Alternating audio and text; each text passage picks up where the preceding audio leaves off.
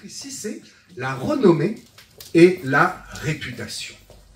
Encore quelque chose qui va peut-être vous bousculer un petit peu. Et j'aime bousculer le peuple de Dieu, parce que oui, vous n'êtes pas dans une église qui s'endort ici. Une église parole vivante. L'église est vivante, bien sûr, mais c'est la parole qui nous vivifie et qui nous maintient en vie. Il y a des gens qui sont en vie, mais ils sont comme morts. Nous ne faisons pas partie de cela.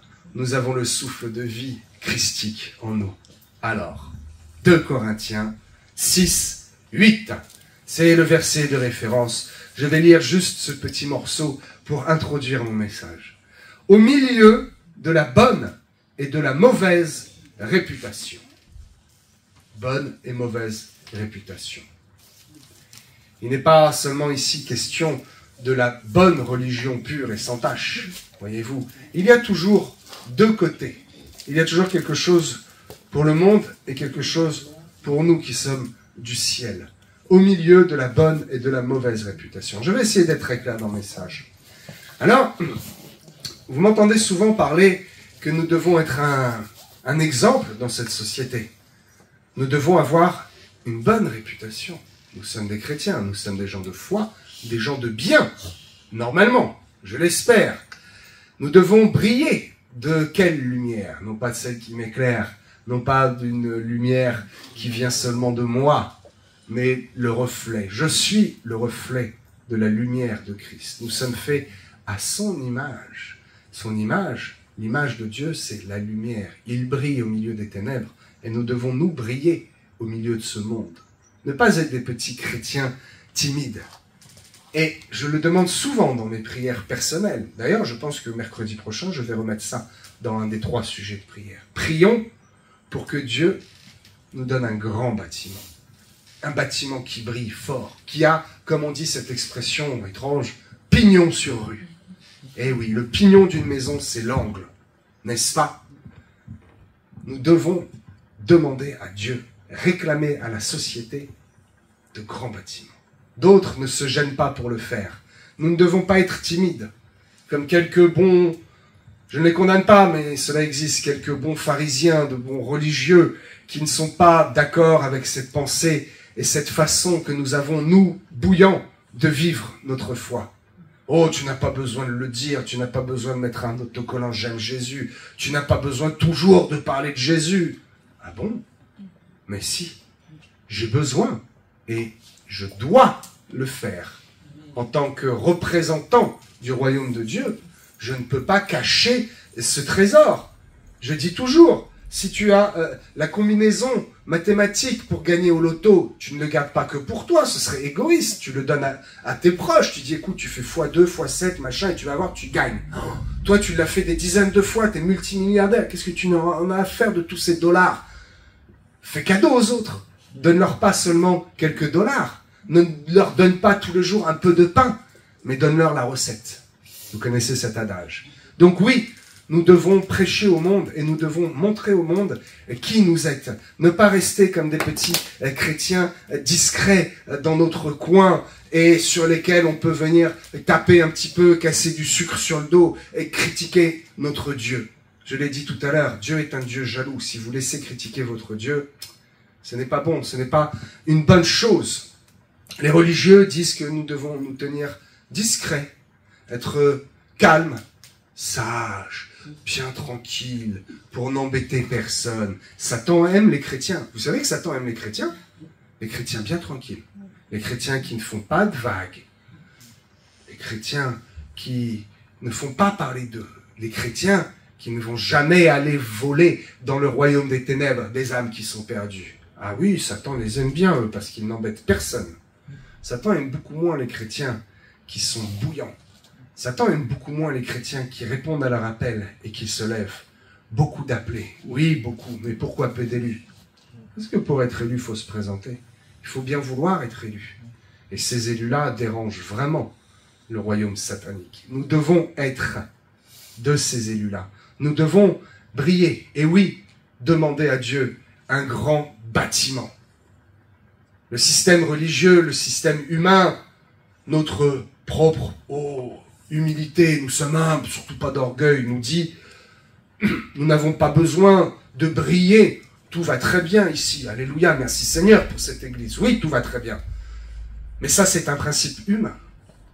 Le principe divin nous dit quoi? Nous dit d'avoir un grand temple. Vous avez vu les dimensions du temple que Salomon a construit? Avez-vous vu? Certains diraient, mais c'est abusé. Ah, Dieu n'aime pas l'or et l'argent, nous n'en avons pas besoin. Ah ouais, t'as vu la qualité des bois de cèdre dont a été fait le temple? L'épaisseur d'or sur le couvercle du propitiatoire. La valeur du tablier qu'avait le Kohen Gadol, le grand Kohen, les 12 pierres. C'est pas des cailloux du jardin. C'est 12 pierres précieuses. C'est des millions d'euros que ça vaut. Nous ne sommes pas attachés à l'argent. Ça, c'est un principe terrestre. L'argent doit s'attacher à nous pour que nous puissions marcher dessus et nous en faire un piédestal. Pourquoi? Pour que le monde voie l'autorité que nous avons en Christ. Pour que le monde voie que oui, nous sommes des gens de bien et que oui, c'est bien nous qui avons raison. Ce n'est pas l'orgueil qui le dit, c'est la parole de Dieu. Je suis le chemin, la vérité, la vie. Je le dis souvent, mais c'est tellement évident. Personne d'autre dans toute l'histoire de l'humanité, même aucun gourou, il y a eu des gourous, des sectes bizarres, personne n'a été capable de dire « je suis le chemin, la vérité et la vie ». C'est la vérité, alétinos. Il n'y a que Christ qui est la vérité. Et donc, nous voyons dans le modèle christique, nous voyons dans le modèle biblique, que oui, en tant que chrétiens, nous devons briller et ainsi avoir une bonne renommée et une bonne réputation. Que s'est-il passé dans Acte 2, verset 5, 6? Que s'est-il passé? Acte 2. Quand le Saint-Esprit est descendu. Ici, nous avons un exemple qui parle beaucoup à ceux qui disent « Restons discrets, restons humbles, ne faisons pas trop de bruit. » Hein? Verset 6. Au bruit qui eut lieu. Qu'est-ce qui s'est passé? Les 120 parlaient en langue. Ils étaient champouillants du feu du Saint-Esprit. Comment? Ce n'est pas écrit noir sur blanc, mais ils n'ont pas été téléportés, peut-être. Comment la foule, le monde, s'est converti? Comment le monde a été interpellé? Parce qu'ils ont fait du bruit, parce qu'ils se sont montrés au monde. Ils sont descendus de la chambre haute, tout en parlant en langue. Et ils ont parlé en langue, ils ont crié. Il est écrit, et au bruit qui eut lieu. Ils ont fait beaucoup, beaucoup de bruit. Et grâce au bruit qu'ils ont fait, ils ne sont pas restés discrets. La foule est arrivée. Comment? Qu'est-ce qui se passe? Ils sont ivres? Non, ce n'est que la 3e heure, 9 heures du matin. Qu'est-ce qui se passe? Ils parlent mon dialecte. Je suis venu de loin pour offrir un sacrifice au Dieu d'Israël. Un Dieu qui m'était étranger, puisque je suis étranger à Israël. Mais je viens de loin pour honorer ce Dieu. Et moi, je parle une langue particulière. Comment? Celui-là, israélien, habitant à Jérusalem depuis toujours, je le vois bien avec sa tête. Il n'est pas de mon peuple, je le vois bien. Mais comment il parle ma langue à moi? Qu'est-ce qui se passe? Hey, ça c'est l'onction de Dieu. Ah bon? Mais moi je veux aussi, convertis-toi maintenant. Et ils furent 3000 âmes ce jour-là. Pourquoi? Verset 6. Au bruit qui eut lieu. Faisons du bruit, mes amis. Nous aussi, nous devons faire du bruit dans le monde. Il est temps de se montrer au monde. Beaucoup d'autres n'ont aucune honte à le faire. Ils vont, ils s'agenouillent dans la rue avec des haut-parleurs et ils prient leur Dieu. Et quand on leur demande d'arrêter, ils sont très violents et très virulents. Eux n'ont pas honte, ils n'ont pas peur. Nous devons, il est temps de nous réveiller, de démontrer notre réputation et d'honorer, eh bien, réellement, qui nous sommes en Christ. D'honorer notre renommée, réputation et renommée. Jésus, lui-même, vous allez me dire, Jésus est entré discrètement dans Jérusalem sur un âne. Ah bon, il est entré discrètement? Il est entré sur un âne par symbole d'humilité. Parce que s'il était rentré sur un grand cheval, on aurait pu dire, regardez, on l'honore parce que son cheval est beau, parce qu'il arrive en position dominante.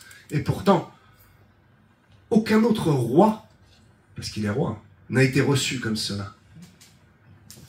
Tout le monde s'est couché sur son chemin, des vêtements, des branches, on a été chercher des branches et tout le monde était là. C'était une haie d'honneur. Et pourtant, il était juste sur un âne. Oui, Jésus a fait du bruit quand il est rentré dans Jérusalem. Pas du bruit audible avec nos oreilles, mais spirituellement. Il a remué l'atmosphère spirituelle. Et toute la population était là et était choquée de cet homme si simple, qui pourtant attire à lui. Et il y a quelque chose, il y a beaucoup de bruit spirituel qui se passe quand Jésus entre dans Jérusalem. Jésus qui prêche sur la montagne, le sermon sur la montagne, Matthieu 5. Oh, quel orgueil! Attends, il avait besoin de monter sur une montagne? Il pouvait prêcher comme ça? Oui, il avait besoin de monter sur une montagne. Oui, il avait besoin de prêcher depuis une barque pour être vu et entendu de tous. Nous aussi, nous devons être vus et entendus de tous. Nous sommes à l'image de Christ, n'est-ce pas? Alors pourquoi ne faisons-nous pas comme lui? Il nous a laissé un modèle. La parole de Dieu nous a laissé un modèle. Et nous disons, non, on ne doit pas faire ça. Dieu nous dit d'être tranquille, d'être bien sage. La sagesse. Je l'ai prêché il n'y a pas longtemps. Ça, c'est la sagesse humaine.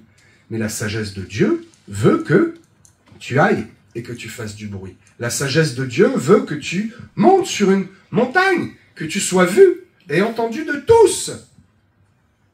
Pierre dont l'ombre guérissait les malades. Mais comment est-ce qu'il y a autant de malades qui sont venus pour rencontrer juste son ombre? Parce qu'ils ont entendu parler de lui. Parce que Pierre a fait beaucoup de bruit. Parce que la réputation, la renommée de Pierre a fait beaucoup de bruit, a fait en sorte qu'il soit connu. Et comme il était connu, eh bien merci Seigneur, nombre de malades ont été guéris. S'il avait eu ce don, sans être connu, en disant non, je suis humble, très peu de malades auraient été guéris.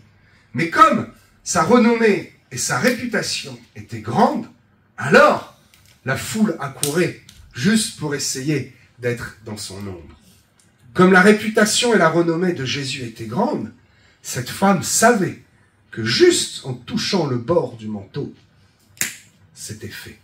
Ce soldat savait que Jésus avait jusqu'à dire « Va, si tu le dis, ma fille sera guérie. Moi, je suis un grand soldat et quand j'ordonne, on fait ce que je dis. Alors toi, waouh, va, qu'il soit fait selon ta foi. Va, ta foi t'a sauvé. » Bah oui, parce que nous sommes des gens de foi et notre foi nous pousse à aller de l'avant, à faire les choses, à ne pas rester planté en disant « J'attends ma guérison. » Et je vais maintenant aller chercher ma guérison parce qu'elle est là, parce que j'ai la foi, parce que je brille, parce que je suis un enfant de Dieu. Lisons Acte 5. Alors, non, tu ne peux pas l'afficher, Colline. On va le lire, je vais le lire moi. Acte 5, à partir du verset 12.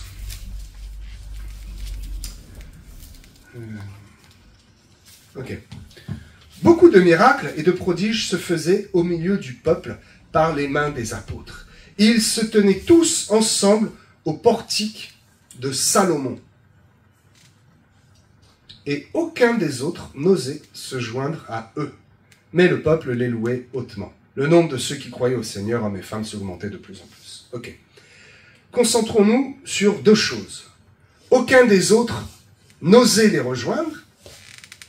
Et qui sont les autres? Pourquoi refusait-il de se joindre à eux? Pour comprendre cette question, il faut savoir qui étaient les autres.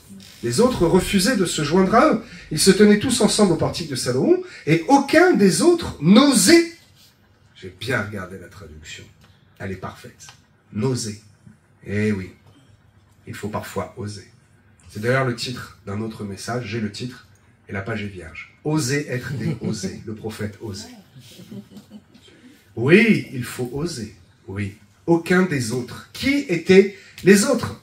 Les autres, ce sont ceux qui se sont convertis juste un petit peu avant. Ce sont ceux qui se sont convertis dans Acte 2, que je viens de citer. Nous sommes dans Acte 5 ici.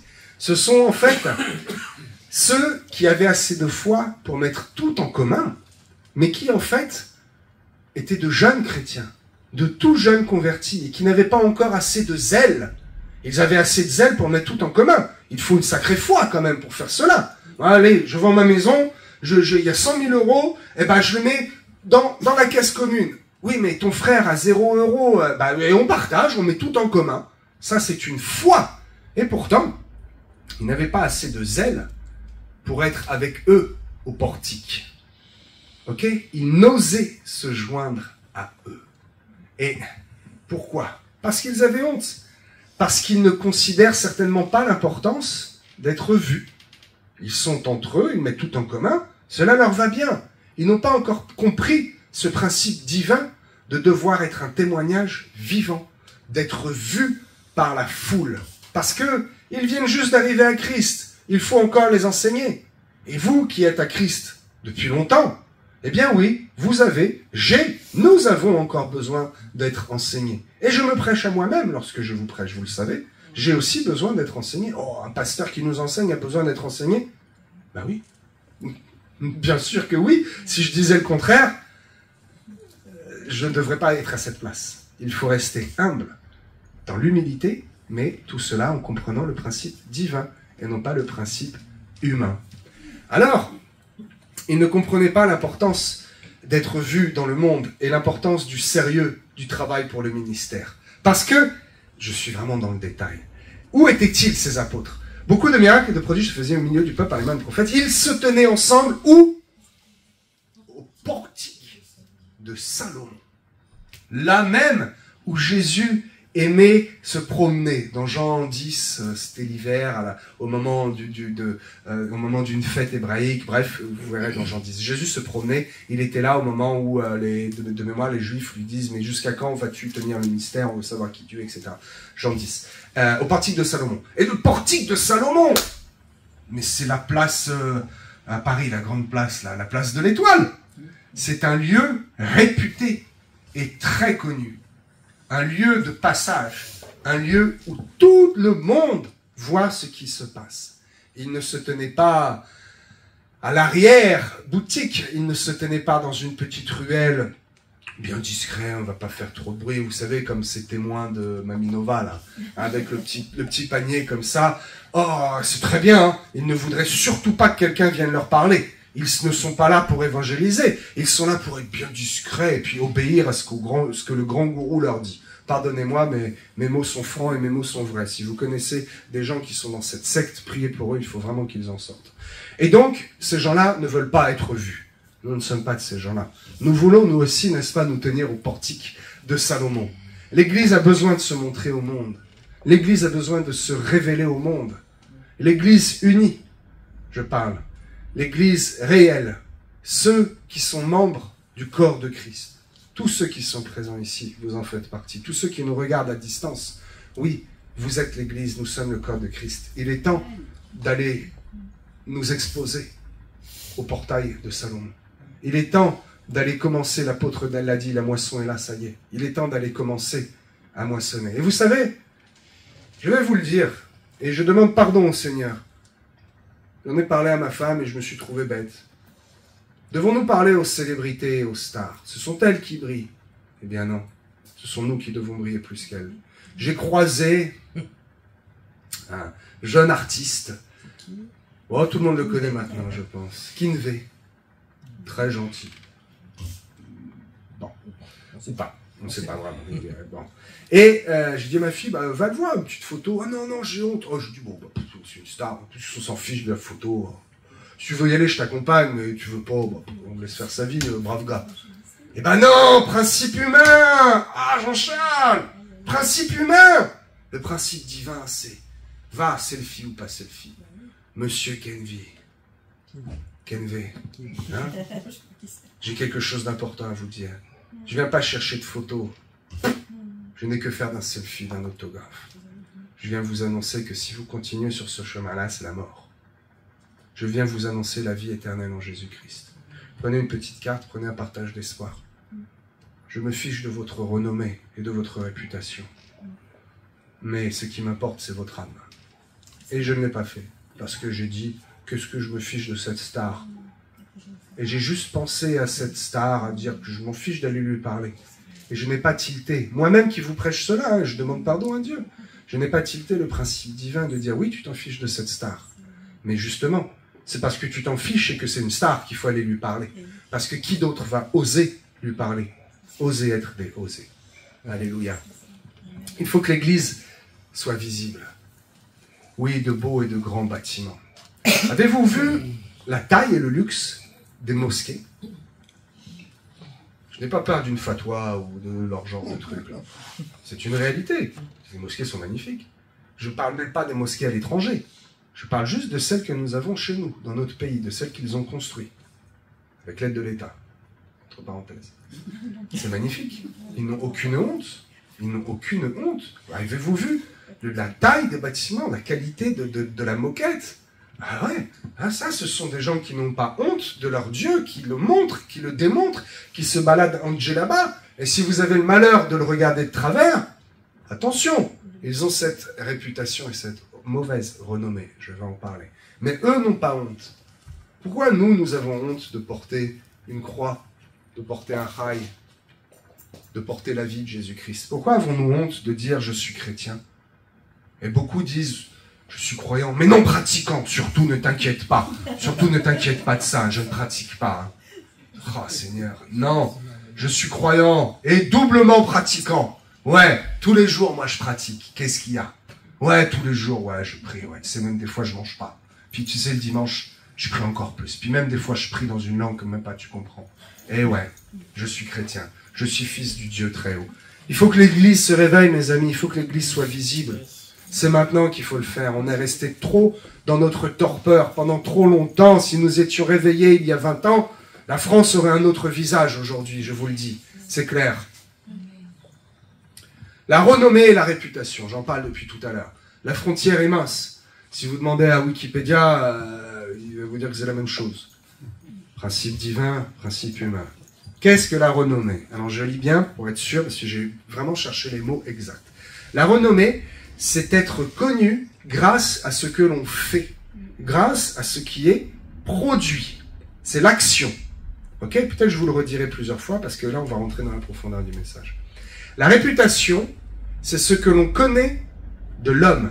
C'est le savoir-être. J'ai beau être un superbe charpentier, faire de belles structures, ça c'est ce que je fais. On me connaît parce que, oh, un tel fait de belles structures. J'ai une bonne renommée. Mais si ma réputation, qui je suis, est mauvaise, ah ouais, il travaille bien, mais le gars, il boit sur ses chantiers. Il est ivre, il est vulgaire, et puis en plus il sent mauvais. Ah, il travaille bien, mais sa renommée est bonne, mais comme sa réputation est mauvaise, ce n'est pas lui qui va faire ma charpente. Et non. Avançons. L'Église, je parle de l'Église, de l'ensemble des chrétiens, vraiment le corps de Christ. Nous devons produire de bonnes choses pour notre société. Ne pas seulement être dans le savoir-être, mais être dans le savoir-faire. Faire du fruit, pour que nous soyons un bon témoignage. Il est bien beau de dire « je suis chrétien, je suis un homme de bien », mais que fais-tu de bien pour la société? Comment œuvres-tu pour la société? Qu'est-ce que tu fais pour les autres? Il faut que nous puissions nous justifier là-dessus, pour que nous puissions dire « nous avons une bonne réputation et aussi une bonne renommée ». Nous devons être un bon témoignage pour notre entourage, pour pouvoir être connus et reconnus. Comment? En ayant une bonne réputation personnelle d'abord. La réputation du corps de Christ, de l'ensemble, commence par la réputation de tout à chacun. Si nous organisons un grand événement et que quelqu'un arrive un peu en retard et qu'il se gare sur une place handicapée alors qu'il n'a pas à s'y garer, et qu'un handicapé arrive derrière avec la carte, qui disent « mais monsieur, ah ben j'ai pas le temps, tant pis ». Mais vous n'avez pas de respect. Ah, et vous rentrez dans ce bâtiment d'église. Voilà votre réputation. Ah, d'accord, voilà qui sont les chrétiens. Ah, d'accord, j'ai compris.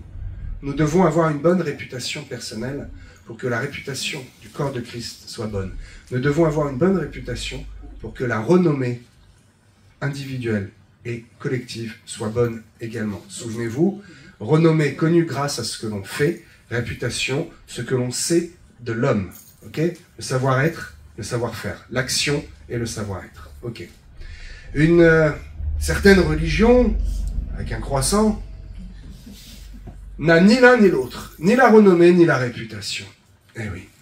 Parce que le monde voit ce qu'ils font, voit les mauvais fruits, voit les conflits que cette religion, que ces gens au travers de cette religion. Ils se cachent derrière une religion, c'est vraiment ça. Que cette religion provoque. Comment? Ils voient la renommée qu'ils ont. Ils voient que ce sont des gens de bagarre, des gens qui font des trafics de drogue, des gens qui sont violents envers les femmes. Mais ils sont de bons religieux. Le principe humain, ils le respectent. Ils ne boivent pas, ils ne fument pas de drogue, quoique. Ils ne boivent pas, et certains jours, 40 jours dans l'année, ils ne mangent rien. Et cela fait, eux, d'eux, de bons religieux. Mais nous savons leur renommée et leur réputation qui est très mauvaise. Un autre dogme, tapons des deux côtés, n'est-ce pas, a rendu les païens vraiment, vraiment en colère.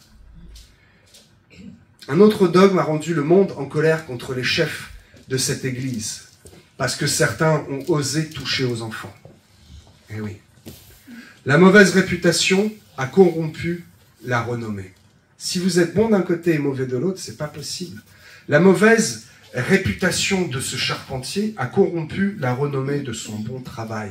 La mauvaise réputation de ces quelques hommes de foi a corrompu la bonne renommée de l'Église. Un mauvais comportement, un mauvais témoignage va ternir ce que l'Église produit, va ternir ses fruits. L'un ne va pas sans l'autre. Ce charpentier doit aussi avoir une bonne renommée. Sa réputation est bonne, mais il lui faut une bonne renommée personnelle. L'Église doit aussi être comme ça. Nous brillons dedans, nous devons briller aussi dehors. Nous devons être ce que notre bouche confesse. Jésus, dans Marc 1, 28, était renommé. Il est écrit « Et sa renommée se répandit ». Donc oui, il est bon d'être renommé. Ce n'est pas orgueilleux de dire ça. Oui, si demain la chaîne Facebook, YouTube, d'ailleurs, petit clin d'œil, abonnez-vous. Abonnez-vous, encouragez-moi, je m'en fiche. Non, abonnez-vous, pourquoi? Pour que cette chaîne ait une bonne renommée. Pour que cette renommée soit visible de tous. Et que quand un païen va allumer Internet, YouTube, il va voir passer, ou Facebook dans son fil d'actualité, il va voir passer cette chaîne avec un titre un peu choc. Renommée, réputation. Tiens, qui parle de ça? Moi, ça m'intéresse. Ah, c'est un pasteur? Oh, ah oui, il y a 200 000 abonnés. Ah, c'est peut-être pas pour rien. Bon, bah, je vais quand même écouter.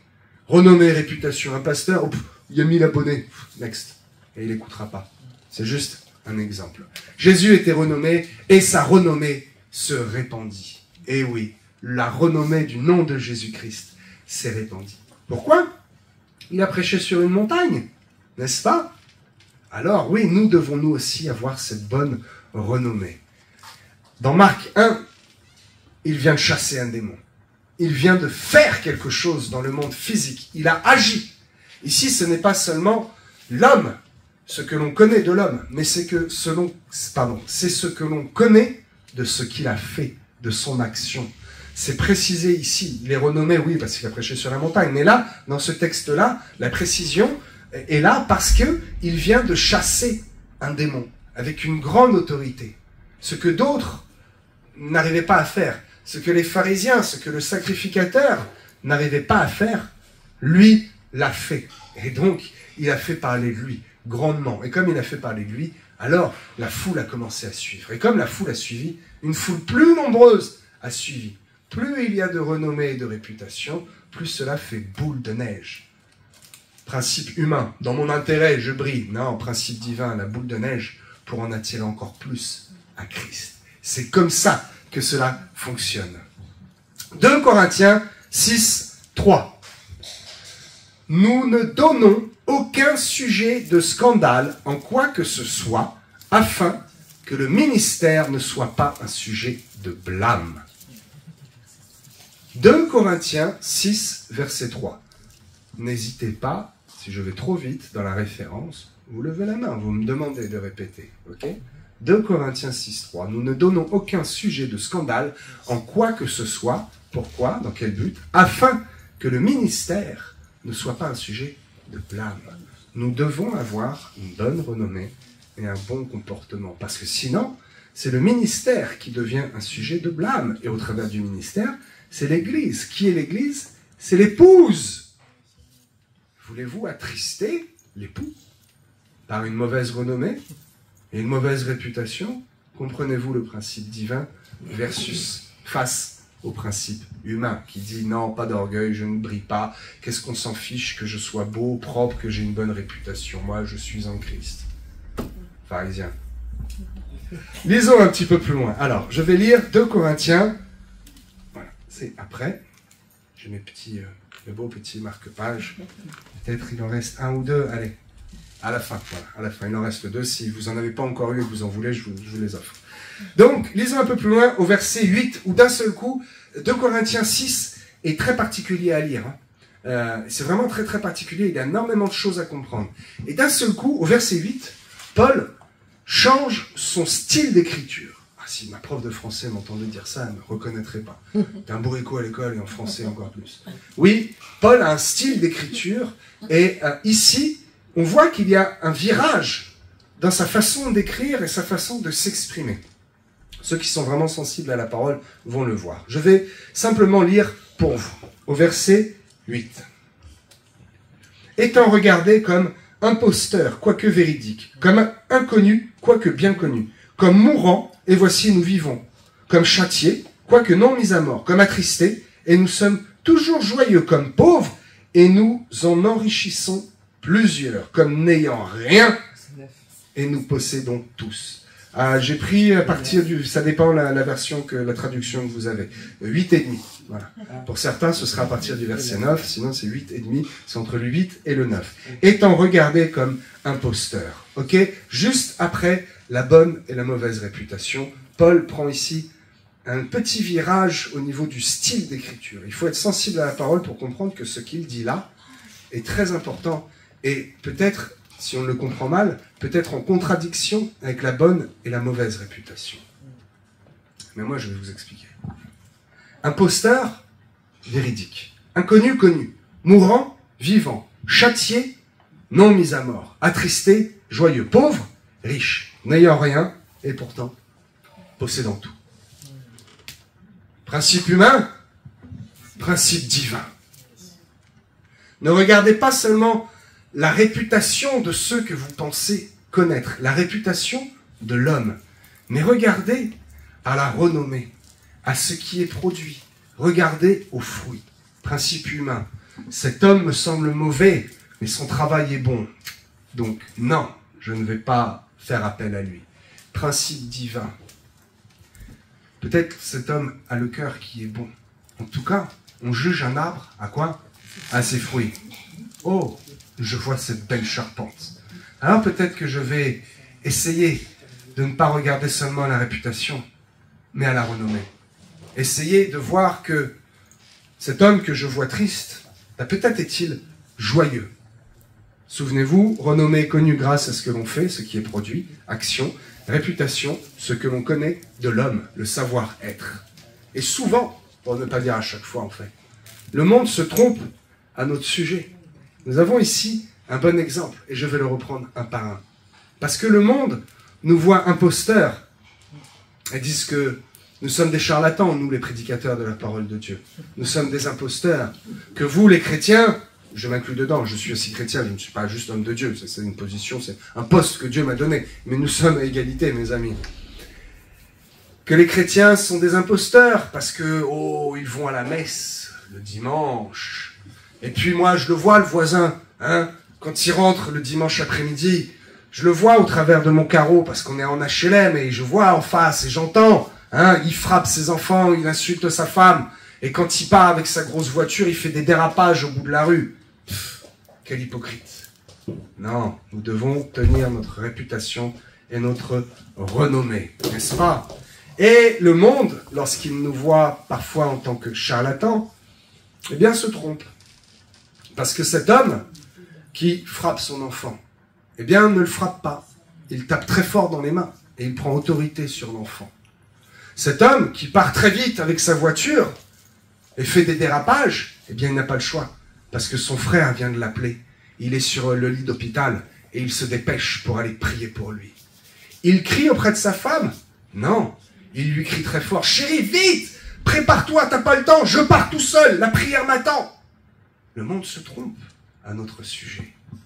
Là où le monde ne veut pas nous connaître, Dieu connaît même le moindre de notre cheveu, du nombre de notre chevelure. Étant regardé comme imposteur, quoique véridique, comme inconnu, quoique bien connu. Nous sommes inconnus du monde, qui ne veut pas nous connaître, mais nous sommes bien connus de Dieu. Là où nous mourrons dans ce monde, nous vivons en Christ. Bien connus de Dieu, comme mourants, et voici, nous vivons. Le monde nous voit comme étant de petits chrétiens qui ne servent à rien, morts.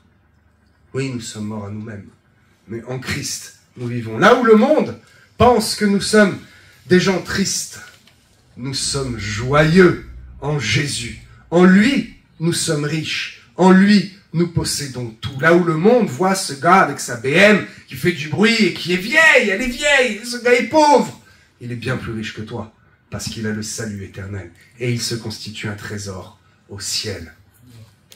Là où le monde nous pense triste parce que, oh, nous sommes concentrés pour venir au culte, à l'intérieur, nous bouillonnons et nous sommes dans la joie. Nous sommes des gens de joie et nous sommes des gens de bien. Là où le monde pense que nous ne possédons rien, nous avons les clés du royaume. Nous avons les clés d'une villa extraordinaire. Nous avons les clés de cette Jérusalem céleste dont les rues sont pavées d'or. Ah, le principe humain, soit pauvre, principe divin, soit riche en Christ. Nous sommes au milieu et entre cette bonne et cette mauvaise réputation. Le monde croit connaître le cœur de l'homme et il lui donne une mauvaise réputation. Mais le Père, lui seul, connaît toutes choses et lui voit notre bonne réputation parce qu'il connaît le cœur de l'homme. Lui voit cet homme qui reprend son enfant dans la vérité. Lui voit cet homme qui parle très fort parce qu'il bouillonne de l'empressement d'aller prier pour son frère. Dieu voit le cœur de cet homme qui ne prend pas soin de cette voiture parce qu'il est tellement pressé d'aller prier et de répondre à l'appel. Soyez conscients que le monde aura toujours, malheureusement, un mauvais regard sur nous, mais que Dieu connaît notre bonne renommée et notre réputation. Cherchons d'abord l'approbation de Dieu et ensuite celle des hommes, en leur démontrant notre bonne renommée et notre bonne réputation. Faisons-le d'abord pour nous-mêmes, une bonne réputation auprès de Dieu, et ainsi nous aurons une bonne renommée dans ce monde. Parce que si nous avons une bonne réputation auprès de Dieu qui connaît réellement notre cœur, notre savoir-être, alors Dieu va nous équiper pour avoir aussi un savoir-faire, un savoir montrer à la société que nous pouvons porter du fruit, que nous sommes bons, et ainsi nous pourrons attirer un plus grand nombre à Christ. Mes amis, ensemble, continuons à donner au corps de Christ une bonne renommée et une bonne réputation dans le but d'en attirer un plus grand nombre. Alléluia. Soyez bénis.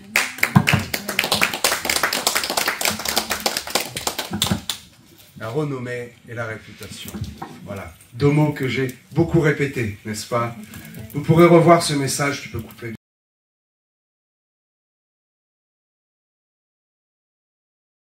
Les chrétiens qui ne vont jamais aller voler dans le royaume des ténèbres des âmes qui sont perdues. Ah oui, Satan les aime bien, eux, parce qu'ils n'embêtent personne. Satan aime beaucoup moins les chrétiens qui sont bouillants. Satan aime beaucoup moins les chrétiens qui répondent à leur appel et qui se lèvent. Beaucoup d'appelés. Oui, beaucoup. Mais pourquoi peu d'élus? Parce que pour être élu, il faut se présenter. Il faut bien vouloir être élu. Et ces élus-là dérangent vraiment le royaume satanique. Nous devons être de ces élus-là. Nous devons briller. Et oui, demander à Dieu un grand bâtiment. Le système religieux, le système humain, notre propre humilité, nous sommes humbles, surtout pas d'orgueil, nous dit nous n'avons pas besoin de briller. Tout va très bien ici. Alléluia, merci Seigneur pour cette église. Oui, tout va très bien. Mais ça, c'est un principe humain. Le principe divin nous dit quoi? Nous dit d'avoir un grand temple. Vous avez vu les dimensions du temple que Salomon a construit? Avez-vous vu? Certains diraient, mais c'est abusé. Ah, Dieu n'aime pas l'or et l'argent, nous n'en avons pas besoin. Ah ouais, t'as vu la qualité des bois de cèdre dont a été fait le temple? L'épaisseur d'or sur le couvercle du propitiatoire, la valeur du tablier qu'avait le Cohen Gadol, le grand Cohen, les 12 pierres. C'est pas des cailloux du jardin, c'est 12 pierres précieuses. C'est des millions d'euros que ça vaut. Nous ne sommes pas attachés à l'argent, ça c'est un principe terrestre. L'argent doit s'attacher à nous pour que nous puissions marcher dessus et nous en faire un piédestal. Pourquoi? Pour que le monde voie l'autorité que nous avons en Christ. Pour que le monde voie que oui, nous sommes des gens de bien et que oui, c'est bien nous qui avons raison. Ce n'est pas l'orgueil qui le dit, c'est la parole de Dieu. Je suis le chemin, la vérité, la vie. Je le dis souvent, mais c'est tellement évident. Personne d'autre dans toute l'histoire de l'humanité, même aucun gourou, il y a eu des gourous, des sectes bizarres, personne n'a été capable de dire « Je suis le chemin, la vérité et la vie ». C'est la vérité. Alékinos. Il n'y a que Christ qui est la vérité. Et donc, nous voyons dans le modèle christique, nous voyons dans le modèle biblique, que oui, en tant que chrétiens, nous devons briller et ainsi avoir une bonne renommée et une bonne réputation. Que s'est-il passé dans Acte 2, verset 5, 6? Que s'est-il passé? Acte 2.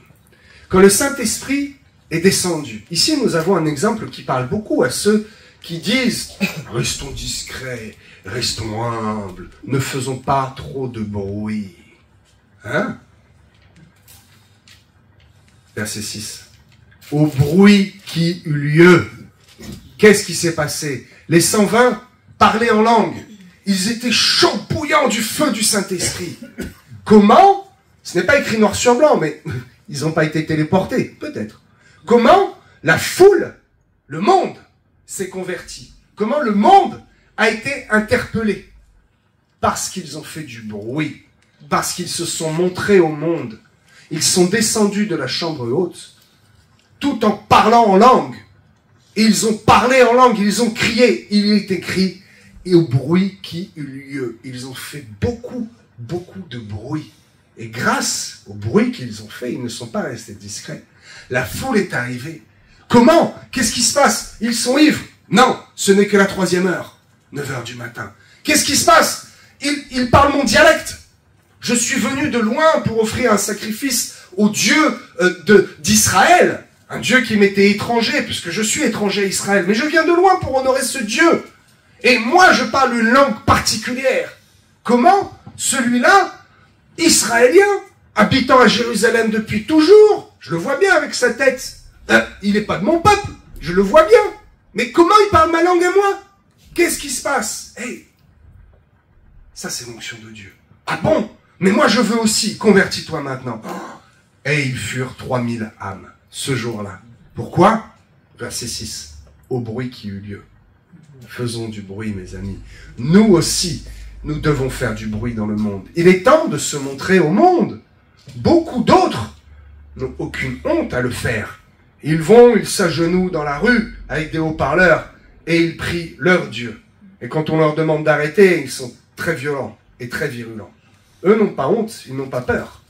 Nous devons, il est temps de nous réveiller, de démontrer notre réputation et d'honorer, eh bien, réellement, qui nous sommes en Christ. D'honorer notre renommée, réputation et renommée. Jésus, lui-même, vous allez me dire, Jésus est entré discrètement dans Jérusalem sur un âne. Ah bon, il est entré discrètement? Il est entré sur un âne par symbole d'humilité.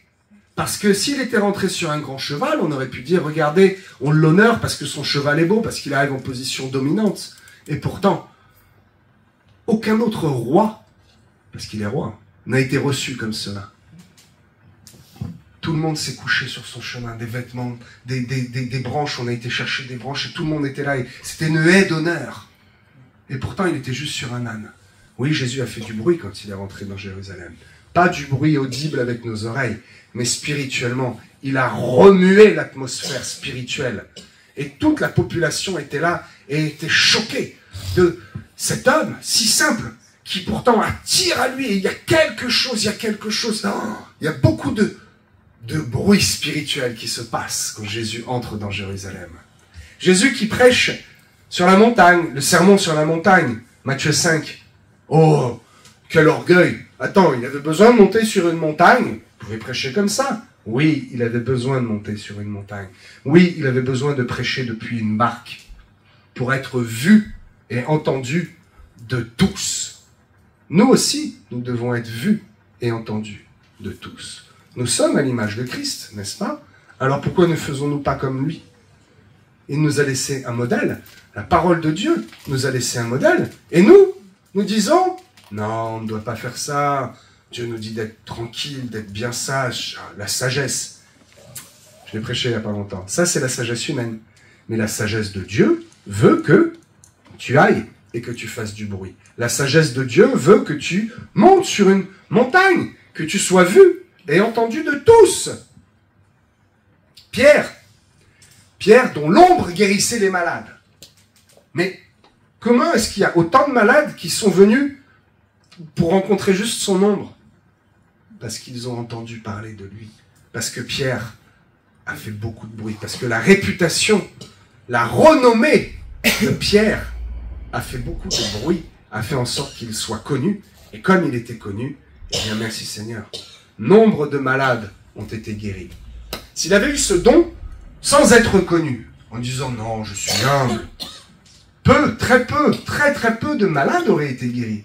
Mais comme sa renommée et sa réputation étaient grandes, alors la foule accourait juste pour essayer d'être dans son ombre. Comme la réputation et la renommée de Jésus étaient grandes, cette femme savait que juste en touchant le bord du manteau, c'était fait. Ce soldat savait que Jésus avait jusqu'à dire « Va, si tu le dis, ma fille sera guérie. Moi, je suis un grand soldat et quand j'ordonne, on fait ce que je dis. Alors toi, waouh, va, qu'il soit fait selon ta foi. Va, ta foi t'a sauvé. » Bah oui, parce que nous sommes des gens de foi et notre foi nous pousse à aller de l'avant, à faire les choses, à ne pas rester planté en disant « J'attends ma guérison. » Et je vais maintenant aller chercher ma guérison parce qu'elle est là, parce que j'ai la foi, parce que je brille, parce que je suis un enfant de Dieu. Lisons Acte 5. Alors, non, tu ne peux pas l'afficher, Colline. On va le lire, je vais le lire moi. Acte 5, à partir du verset 12.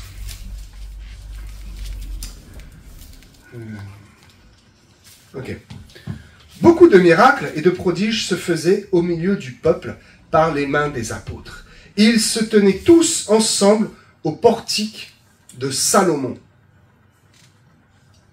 Et aucun des autres n'osait se joindre à eux. Mais le peuple les louait hautement. Le nombre de ceux qui croyaient au Seigneur, hommes et femmes, s'augmentait de plus en plus. Ok. Concentrons-nous sur deux choses.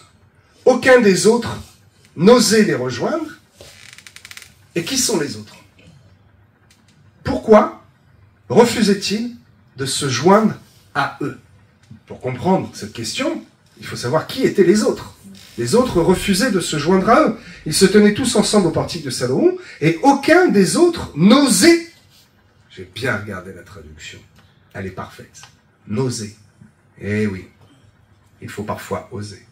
C'est d'ailleurs le titre d'un autre message. J'ai le titre, et la page est vierge. Oser être des osés. Le prophète osé. Oui, il faut oser. Oui. Aucun des autres. Qui étaient les autres? Les autres, ce sont ceux qui se sont convertis juste un petit peu avant. Ce sont ceux qui se sont convertis dans Acte 2, que je viens de citer. Nous sommes dans Acte 5 ici. Ce sont en fait ceux qui avaient assez de foi pour mettre tout en commun, mais qui en fait étaient de jeunes chrétiens, de tout jeunes convertis, et qui n'avaient pas encore assez de zèle. Ils avaient assez de zèle pour mettre tout en commun. Il faut une sacrée foi quand même pour faire cela. Allez, je vends ma maison, il y a 100 000 euros, et ben je le mets dans la caisse commune. Oui, mais ton frère a 0 euros, et on partage, on met tout en commun. Ça, c'est une foi. Et pourtant, ils n'avaient pas assez de zèle pour être avec eux au portique. Ok? Ils n'osaient se joindre à eux. Et pourquoi? Parce qu'ils avaient honte. parce qu'ils ne considèrent certainement pas l'importance d'être vus. Ils sont entre eux, ils mettent tout en commun, cela leur va bien. Ils n'ont pas encore compris ce principe divin de devoir être un témoignage vivant, d'être vu par la foule. Parce que ils viennent juste d'arriver à Christ. Il faut encore les enseigner. Et vous qui êtes à Christ depuis longtemps, eh bien oui, nous avons encore besoin d'être enseignés. Et je me prêche à moi-même lorsque je vous prêche, vous le savez. J'ai aussi besoin d'être enseigné. Oh, un pasteur qui nous enseigne a besoin d'être enseigné? Ben oui. Bien sûr que oui. Si je disais le contraire, je ne devrais pas être à cette place. Il faut rester humble, dans l'humilité, mais tout cela en comprenant le principe divin et non pas le principe humain. Alors, ils ne comprenaient pas l'importance d'être vus dans le monde et l'importance du sérieux du travail pour le ministère. Parce que, je suis vraiment dans le détail, où étaient-ils ces apôtres? Beaucoup de miracles et de prodiges se faisaient au milieu du peuple par les mains des prophètes. Ils se tenaient ensemble où? Au portique de Salomon. Là même où Jésus aimait se promener. Dans Jean 10, c'était l'hiver, au moment d'une fête hébraïque. Bref, vous verrez dans Jean 10. Jésus se promenait, il était là au moment où, de mémoire, les Juifs lui disent « Mais jusqu'à quand vas-tu tenir le mystère? On veut savoir qui tu es, etc. » Jean 10. Au portique de Salomon. Et le portique de Salomon, mais c'est la place, à Paris, la grande place, la place de l'Étoile. C'est un lieu réputé et très connu. Un lieu de passage, un lieu où tout le monde voit ce qui se passe.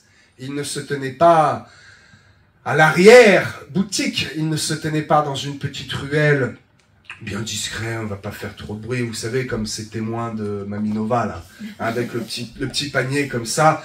Oh, c'est très bien, hein. Ils ne voudraient surtout pas que quelqu'un vienne leur parler. Ils ne sont pas là pour évangéliser. Ils sont là pour être bien discrets et puis obéir à ce que le grand gourou leur dit. Pardonnez-moi, mais mes mots sont francs et mes mots sont vrais. Si vous connaissez des gens qui sont dans cette secte, priez pour eux, il faut vraiment qu'ils en sortent. Et donc, ces gens-là ne veulent pas être vus. Nous ne sommes pas de ces gens-là. Nous voulons, nous aussi, n'est-ce pas, nous tenir au portique de Salomon. L'Église a besoin de se montrer au monde. L'Église a besoin de se révéler au monde.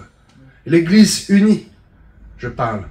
L'Église réelle, ceux qui sont membres du corps de Christ. Tous ceux qui sont présents ici, vous en faites partie. Tous ceux qui nous regardent à distance, oui, vous êtes l'Église, nous sommes le corps de Christ. Il est temps d'aller nous exposer au portail de Salomon. Il est temps d'aller commencer, l'apôtre l'a dit, la moisson est là, ça y est. Il est temps d'aller commencer à moissonner. Et vous savez, je vais vous le dire, et je demande pardon au Seigneur.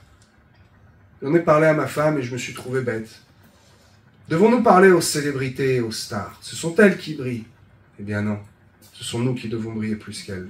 J'ai croisé un jeune artiste. Oh, tout le monde le connaît maintenant, je pense. Kinvey. Très gentil. Bon, ou pas. On ne sait pas vraiment. Bon. Et j'ai dit à ma fille, bah, va le voir, une petite photo. Ah non, non, j'ai honte. Oh, je dis, bon, bah, c'est une star. En plus, on s'en fiche de la photo. Si tu veux y aller, je t'accompagne, mais tu veux pas, bah, on me laisse faire sa vie, brave gars. Eh ben non, principe humain. Ah, Jean-Charles, principe humain. Le principe divin, c'est, va, selfie ou pas selfie. Monsieur Kinvey, hein? J'ai quelque chose d'important à vous dire. Je ne viens pas chercher de photos. Je n'ai que faire d'un selfie, d'un autographe. Je viens vous annoncer que si vous continuez sur ce chemin-là, c'est la mort. Je viens vous annoncer la vie éternelle en Jésus-Christ. Prenez une petite carte, prenez un partage d'espoir. Je me fiche de votre renommée et de votre réputation. Mais ce qui m'importe, c'est votre âme. Et je ne l'ai pas fait, parce que j'ai dit que ce que je me fiche de cette star. Et j'ai juste pensé à cette star, à dire que je m'en fiche d'aller lui parler. Et je n'ai pas tilté. Moi-même qui vous prêche cela, hein, je demande pardon à Dieu. Je n'ai pas tilté le principe divin de dire oui, tu t'en fiches de cette star. Mais justement, c'est parce que tu t'en fiches et que c'est une star qu'il faut aller lui parler. Parce que qui d'autre va oser lui parler? Oser être des osés. Alléluia. Il faut que l'Église soit visible. Oui, de beaux et de grands bâtiments. Avez-vous vu la taille et le luxe des mosquées? Je n'ai pas peur d'une fatwa ou de leur genre de truc. C'est une réalité. Les mosquées sont magnifiques. Je ne parle même pas des mosquées à l'étranger. Je parle juste de celles que nous avons chez nous, dans notre pays, de celles qu'ils ont construites, avec l'aide de l'État. Entre parenthèses. C'est magnifique. Ils n'ont aucune honte. Ils n'ont aucune honte. Avez-vous vu la taille des bâtiments, la qualité de la moquette? Ah ouais, ah ça, ce sont des gens qui n'ont pas honte de leur Dieu, qui le montrent, qui le démontrent, qui se baladent en djellaba. Et si vous avez le malheur de le regarder de travers, attention, ils ont cette réputation et cette mauvaise renommée, je vais en parler. Mais eux n'ont pas honte. Pourquoi nous avons honte de porter une croix, de porter un rail, de porter la vie de Jésus-Christ? Pourquoi avons-nous honte de dire « je suis chrétien » ? Et beaucoup disent « je suis croyant, mais non pratiquant, surtout ne t'inquiète pas. Surtout ne t'inquiète pas de ça, je ne pratique pas. » Oh Seigneur, non, je suis croyant et doublement pratiquant. Ouais, tous les jours, moi, je pratique. Qu'est-ce qu'il y a? Ouais, tous les jours, ouais, je prie. Ouais, tu sais, même des fois, je mange pas. Puis, tu sais, le dimanche, je prie encore plus. Puis même des fois, je prie dans une langue que même pas tu comprends. Et ouais, je suis chrétien. Je suis fils du Dieu très haut. Il faut que l'Église se réveille, mes amis. Il faut que l'Église soit visible. C'est maintenant qu'il faut le faire. On est resté trop dans notre torpeur pendant trop longtemps. Si nous étions réveillés il y a 20 ans, la France aurait un autre visage aujourd'hui, je vous le dis. C'est clair. La renommée et la réputation, j'en parle depuis tout à l'heure. La frontière est mince. Si vous demandez à Wikipédia, il va vous dire que c'est la même chose. Principe divin, principe humain. Qu'est-ce que la renommée? Alors je lis bien pour être sûr, parce que j'ai vraiment cherché les mots exacts. La renommée, c'est être connu grâce à ce que l'on fait, grâce à ce qui est produit. C'est l'action. Ok? Peut-être que je vous le redirai plusieurs fois, parce que là, on va rentrer dans la profondeur du message. La réputation, c'est ce que l'on connaît de l'homme. C'est le savoir-être.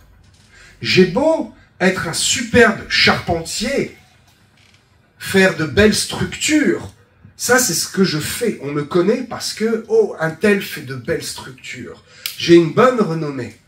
Mais si ma réputation, qui je suis, est mauvaise, ah ouais, il travaille bien, mais le gars, il boit sur ses chantiers. Il est ivre, il est vulgaire, et puis en plus, il sent mauvais. Ah, il travaille bien, mais sa renommée est bonne, mais comme sa réputation est mauvaise, ce n'est pas lui qui va faire ma charpente. Et non. Avançons. L'Église, je parle de l'Église, de l'ensemble des chrétiens, vraiment le corps de Christ. Nous devons produire de bonnes choses pour notre société. Ne pas seulement être dans le savoir-être, mais être dans le savoir-faire. Faire du fruit, pour que nous soyons un bon témoignage. Il est bien beau de dire « je suis chrétien, je suis un homme de bien », mais que fais-tu de bien pour la société? Comment œuvres-tu pour la société? Qu'est-ce que tu fais pour les autres? Il faut que nous puissions nous justifier là-dessus, pour que nous puissions dire nous avons une bonne réputation et aussi une bonne renommée. Nous devons être un bon témoignage pour notre entourage, pour pouvoir être connus et reconnus. Comment? En ayant une bonne réputation personnelle d'abord. La réputation du corps de Christ, de l'ensemble, commence par la réputation de tout à chacun. Si nous organisons un grand événement et que quelqu'un arrive un peu en retard et qu'il se gare sur une place handicapée alors qu'il n'a pas à s'y garer et qu'un handicapé arrive derrière avec la carte qui dit « Mais monsieur, ah ben j'ai pas le temps, tant pis, mais vous n'avez pas de respect. Ah, et vous rentrez dans ce bâtiment d'église. Voilà votre réputation. Ah d'accord, voilà qui sont les chrétiens. Ah, d'accord, j'ai compris. Nous devons avoir une bonne réputation personnelle pour que la réputation du corps de Christ soit bonne. Nous devons avoir une bonne réputation pour que la renommée individuelle et collective soit bonne également. Souvenez-vous, renommée connue grâce à ce que l'on fait, réputation, ce que l'on sait de l'homme. Okay? Le savoir-être, le savoir-faire, l'action et le savoir-être. Ok. Une certaine religion, avec un croissant, n'a ni l'un ni l'autre, ni la renommée, ni la réputation. Eh oui. Parce que le monde voit ce qu'ils font, voit les mauvais fruits, voit les conflits que cette religion, que ces gens, au travers de cette religion, ils se cachent derrière une religion, c'est vraiment ça, que cette religion provoque. Comment? ils voient la renommée qu'ils ont. Ils voient que ce sont des gens de bagarre, des gens qui font des trafics de drogue, des gens qui sont violents envers les femmes. Mais ils sont de bons religieux. Le principe humain, ils le respectent. Ils ne boivent pas, ils ne fument pas de drogue, quoique. Ils ne boivent pas, et certains jours, 40 jours dans l'année, ils ne mangent rien. Et cela fait, eux, d'eux, de bons religieux. Mais nous savons leur renommée et leur réputation qui est très mauvaise. Un autre dogme, tapons des deux côtés, n'est-ce pas, a rendu les païens vraiment, vraiment en colère. Un autre dogme a rendu le monde en colère contre les chefs de cette église, parce que certains ont osé toucher aux enfants. Eh oui. La mauvaise réputation a corrompu la renommée. Si vous êtes bon d'un côté et mauvais de l'autre, c'est pas possible. La mauvaise réputation de ce charpentier a corrompu la renommée de son bon travail. La mauvaise réputation de ces quelques hommes de foi a corrompu la bonne renommée de l'Église. Un mauvais comportement, un mauvais témoignage va ternir ce que l'Église produit, va ternir ses fruits. L'un ne va pas sans l'autre. Ce charpentier doit aussi avoir une bonne renommée. Sa réputation est bonne, mais il lui faut une bonne renommée personnelle. L'Église doit aussi être comme ça. Nous brillons dedans, nous devons briller aussi dehors. Nous devons être ce que notre bouche confesse. Jésus, dans Marc 1, 28, était renommé. Il est écrit « et sa renommée se répandit ». Donc oui, il est bon d'être renommé. Ce n'est pas orgueilleux de dire ça. Oui, si demain la chaîne Facebook, YouTube, d'ailleurs, petit clin d'œil, abonnez-vous. Abonnez-vous, encouragez-moi, je m'en fiche. Non, abonnez-vous. Pourquoi? Pour que cette chaîne ait une bonne renommée. Pour que cette renommée soit visible de tous. Et que quand un païen va allumer Internet, YouTube, il va voir passer, ou Facebook dans son fil d'actualité, il va voir passer cette chaîne avec un titre un peu choc. Renommée, réputation. Tiens, qui parle de ça? Moi, ça m'intéresse. Ah, c'est un pasteur? Oh, ah oui, il y a 200 000 abonnés. Ah, c'est peut-être pas pour rien. Bon, bah, je vais quand même écouter. Renommée, réputation, un pasteur, il y a 1000 abonnés. Next. Et il n'écoutera pas. C'est juste un exemple. Jésus était renommé et sa renommée se répandit. Et oui, la renommée du nom de Jésus-Christ s'est répandie. Pourquoi? Il a prêché sur une montagne, n'est-ce pas? Alors oui, nous devons nous aussi avoir cette bonne renommée. Dans Marc 1, il vient de chasser un démon. Il vient de faire quelque chose dans le monde physique. Il a agi. Ici, ce n'est pas seulement l'homme, ce que l'on connaît de l'homme, mais c'est ce que l'on connaît de ce qu'il a fait, de son action. C'est précisé ici. Il est renommé, oui, parce qu'il a prêché sur la montagne. Mais là, dans ce texte-là, la précision est là parce qu'il vient de chasser un démon avec une grande autorité. Ce que d'autres n'arrivaient pas à faire. Ce que les pharisiens, ce que le sacrificateur n'arrivait pas à faire, lui l'a fait. Et donc, il a fait parler de lui grandement. Et comme il a fait parler de lui, alors la foule a commencé à suivre. Et comme la foule a suivi, une foule plus nombreuse a suivi. Plus il y a de renommée et de réputation, plus cela fait boule de neige. Principe humain, dans mon intérêt, je brille. Non, principe divin, la boule de neige, pour en attirer encore plus à Christ. C'est comme ça que cela fonctionne. 2 Corinthiens 6, 3. Nous ne donnons aucun sujet de scandale en quoi que ce soit, afin que le ministère ne soit pas un sujet de blâme. 2 Corinthiens 6, verset 3. N'hésitez pas, si je vais trop vite dans la référence, vous levez la main, vous me demandez de répéter, ok? 2 Corinthiens 6, 3. Nous ne donnons aucun sujet de scandale en quoi que ce soit. Pourquoi? Dans quel but? Afin que le ministère ne soit pas un sujet de blâme. Nous devons avoir une bonne renommée et un bon comportement. Parce que sinon, c'est le ministère qui devient un sujet de blâme. Et au travers du ministère, c'est l'Église. Qui est l'Église? C'est l'épouse. Voulez-vous attrister l'époux par une mauvaise renommée et une mauvaise réputation? Comprenez-vous le principe divin face au principe humain, qui dit non, pas d'orgueil, je ne brille pas, qu'est-ce qu'on s'en fiche que je sois beau, propre, que j'ai une bonne réputation, moi je suis en Christ. Pharisien. Lisons un petit peu plus loin. Alors, je vais lire 2 Corinthiens, voilà, c'est après, j'ai mes beaux petits marque-pages, peut-être il en reste 1 ou 2, allez, à la fin, voilà, à la fin, il en reste 2, si vous n'en avez pas encore eu et que vous en voulez, je vous les offre. Donc, lisons un peu plus loin au verset 8, où d'un seul coup, 2 Corinthiens 6 est très particulier à lire. C'est vraiment très très particulier, il y a énormément de choses à comprendre. Et d'un seul coup, au verset 8, Paul change son style d'écriture. Ah, si ma prof de français m'entendait dire ça, elle ne me reconnaîtrait pas. T'es un bourricot à l'école et en français encore plus. Oui, Paul a un style d'écriture et ici, on voit qu'il y a un virage dans sa façon d'écrire et sa façon de s'exprimer. Ceux qui sont vraiment sensibles à la parole vont le voir. Je vais simplement lire pour vous, au verset 8. Étant regardé comme imposteur, quoique véridique, comme inconnu, quoique bien connu, comme mourant, et voici nous vivons, comme châtiés, quoique non mis à mort, comme attristés, et nous sommes toujours joyeux, comme pauvres, et nous en enrichissons plusieurs, comme n'ayant rien, et nous possédons tous. J'ai pris à partir du... Ça dépend la version, la traduction que vous avez. 8,5. Voilà. Pour certains, ce sera à partir du verset 9. Sinon, c'est 8,5. C'est entre le 8 et le 9. Étant regardé comme imposteur. Ok?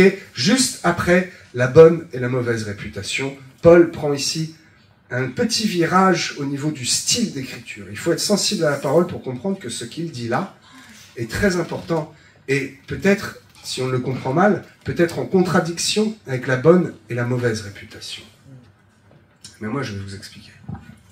Imposteur, véridique. Inconnu, connu. Mourant, vivant. Châtié, non mis à mort. Attristé, joyeux. Pauvre, riche. N'ayant rien, et pourtant, possédant tout. Principe humain, principe divin. Ne regardez pas seulement la réputation de ceux que vous pensez connaître, la réputation de l'homme. Mais regardez à la renommée, à ce qui est produit. Regardez aux fruits. Principe humain. Cet homme me semble mauvais, mais son travail est bon. Donc, non, je ne vais pas faire appel à lui. Principe divin. Peut-être cet homme a le cœur qui est bon. En tout cas, on juge un arbre à quoi? À ses fruits. Oh, je vois cette belle charpente. Alors peut-être que je vais essayer de ne pas regarder seulement à la réputation, mais à la renommée. Essayer de voir que cet homme que je vois triste, peut-être est-il joyeux. Souvenez-vous, renommée connue grâce à ce que l'on fait, ce qui est produit, action, réputation, ce que l'on connaît de l'homme, le savoir-être. Et souvent, pour ne pas dire à chaque fois en fait, le monde se trompe à notre sujet. Nous avons ici un bon exemple, et je vais le reprendre un par un. Parce que le monde nous voit imposteurs, et disent que nous sommes des charlatans, nous les prédicateurs de la parole de Dieu. Nous sommes des imposteurs. Que vous, les chrétiens, je m'inclus dedans, je suis aussi chrétien, je ne suis pas juste homme de Dieu, c'est une position, c'est un poste que Dieu m'a donné, mais nous sommes à égalité, mes amis. Que les chrétiens sont des imposteurs, parce que, oh, ils vont à la messe le dimanche.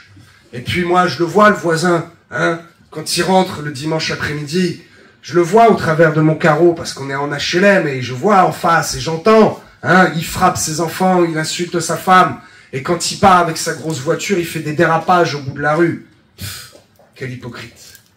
Non, nous devons tenir notre réputation et notre renommée, n'est-ce pas? Et le monde, lorsqu'il nous voit parfois en tant que charlatans, eh bien se trompe. Parce que cet homme qui frappe son enfant, eh bien, ne le frappe pas. Il tape très fort dans les mains et il prend autorité sur l'enfant. Cet homme qui part très vite avec sa voiture et fait des dérapages, eh bien, il n'a pas le choix. Parce que son frère vient de l'appeler. Il est sur le lit d'hôpital et il se dépêche pour aller prier pour lui. Il crie auprès de sa femme? Non. Il lui crie très fort, « Chérie, vite! Prépare-toi, t'as pas le temps, je pars tout seul, la prière m'attend !» Le monde se trompe à notre sujet.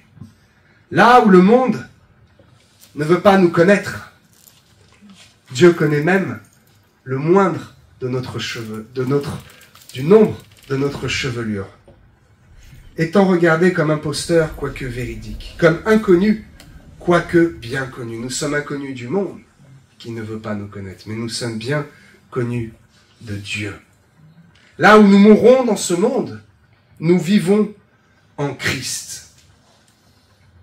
Bien connus de Dieu, comme mourants, et voici, nous vivons. Le monde nous voit comme étant de petits chrétiens qui ne servent à rien, morts.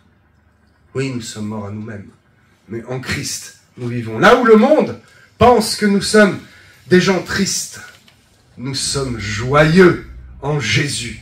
En lui, nous sommes riches. En lui, nous possédons tout. Là où le monde voit ce gars avec sa BM qui fait du bruit et qui est vieille, elle est vieille, ce gars est pauvre, il est bien plus riche que toi parce qu'il a le salut éternel et il se constitue un trésor au ciel. Là où le monde nous pense triste parce que, oh, nous sommes concentrés pour venir au culte, à l'intérieur, nous bouillonnons et nous sommes dans la joie. Nous sommes des gens de joie et nous sommes des gens de bien. Là où le monde pense que nous ne possédons rien, nous avons les clés du royaume. Nous avons les clés d'une villa extraordinaire. Nous avons les clés de cette Jérusalem céleste dont les rues sont pavées d'or. Ah, le principe humain, sois pauvre, principe divin, sois riche en Christ. Nous sommes au milieu et entre cette bonne et cette mauvaise réputation. Le monde croit connaître le cœur de l'homme et il lui donne une mauvaise réputation. Mais le Père, lui seul, connaît toutes choses et lui voit notre bonne réputation parce qu'il connaît le cœur de l'homme. Lui voit cet homme qui reprend son enfant dans la vérité. Lui voit cet homme qui parle très fort parce qu'il bouillonne de l'empressement d'aller prier pour son frère. Dieu voit le cœur de cet homme qui ne prend pas soin de cette voiture parce qu'il est tellement pressé d'aller prier et de répondre à l'appel. Soyez conscients que le monde aura toujours, malheureusement, un mauvais regard sur nous, mais que Dieu connaît notre bonne renommée et notre réputation. Cherchons d'abord l'approbation de Dieu et ensuite celle des hommes, en leur démontrant notre bonne renommée et notre bonne réputation. Faisons-le d'abord pour nous-mêmes, une bonne réputation auprès de Dieu, et ainsi nous aurons une bonne renommée dans ce monde. Parce que si nous avons une bonne réputation auprès de Dieu qui connaît réellement notre cœur, notre savoir-être, alors Dieu va nous équiper pour avoir aussi un savoir-faire, un savoir montrer à la société que nous pouvons porter du fruit, que nous sommes bons, et ainsi nous pourrons attirer un plus grand nombre à Christ. Mes amis, ensemble, continuons à donner au corps de Christ une bonne renommée et une bonne réputation dans le but d'en attirer un plus grand nombre. Alléluia. Soyez bénis.